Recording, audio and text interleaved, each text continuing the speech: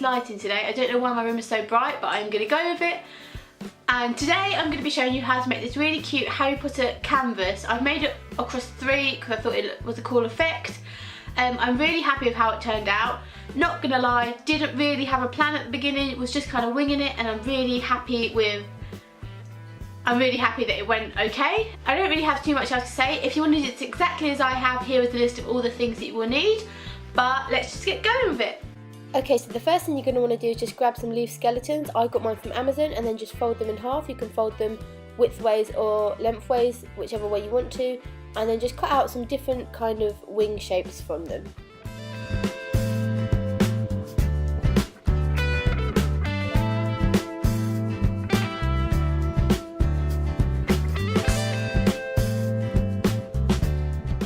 Then I just laid out some paper to protect my desk from the paint and got a small spray bottle, filled it most of the way with water and put in a little bit of black paint, put on the lid and shook it up to mix the paint and the water together.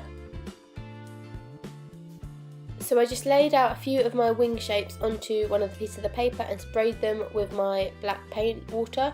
I did this to soak the paint into some of the lines on the leaf and make them a little bit darker because you couldn't really see them that well. And I just used a sharp pair of tweezers to pick them up and move them from one piece of paper to the other to dry, so that I didn't end up ripping them because they are really fragile. After about 20 minutes I moved them to a new piece of paper because I didn't want them to be sitting in wet paint or they wouldn't have dried, but obviously it doesn't take long to dry because they are so thin.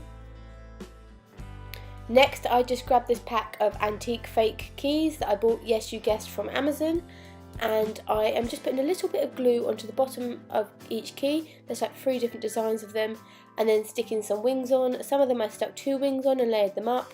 Obviously I cut the wings differently, so it just makes all the keys look a bit different, but they're just looking like flying keys now. Next I just grabbed a small canvas. I don't know exactly how big this one is, but obviously use whatever size that you want to.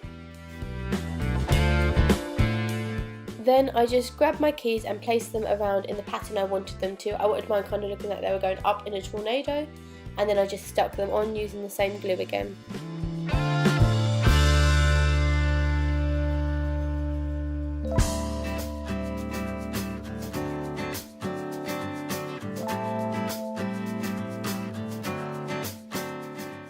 Then I just got ready to add some paint to make the design look a little bit better. I wasn't sure how convinced I was about the idea at this point, so I didn't really know where I was going, but I just mixed up some brown paint with some water. I just kind of tried to paint that tornado shape that I was trying to explain earlier, and just basically where the keys were, just to make it look more like they were flying and not just stuck onto the canvas. You can probably tell here that I'm making it lighter and darker in places by just layering up the paint to make it darker. And I'm just using a more spread out brush now to add some lighter paint around the edges. I also made 2 slightly smaller canvases with some keys so the picture could extend up the wall. While I was waiting for the paint to dry, I printed out a picture of Harry Potter flying on his broom. I printed it the size of the canvas I wanted to stick it on, so make sure you measure it up. And then I just cut it out using an X-Acto knife. There was some detail on the one that I found, like movement marks, that I decided just to cut around because I didn't want them.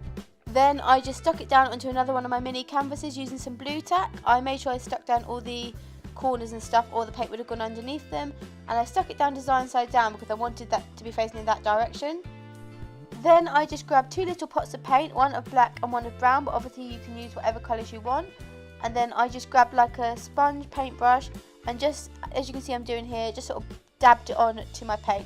If you brush it on, I'm a bit concerned that it might go underneath the paper and make the design bleed, so I just dabbed it on. Now when the paint was still wet, I used a pair of pointy tweezers to very carefully remove the paper. I waited till the paint had completely dried to take the blue tack off because I was scared I was going to smudge the paint, but that is all you have to do, and then you can just stick it together on the wall.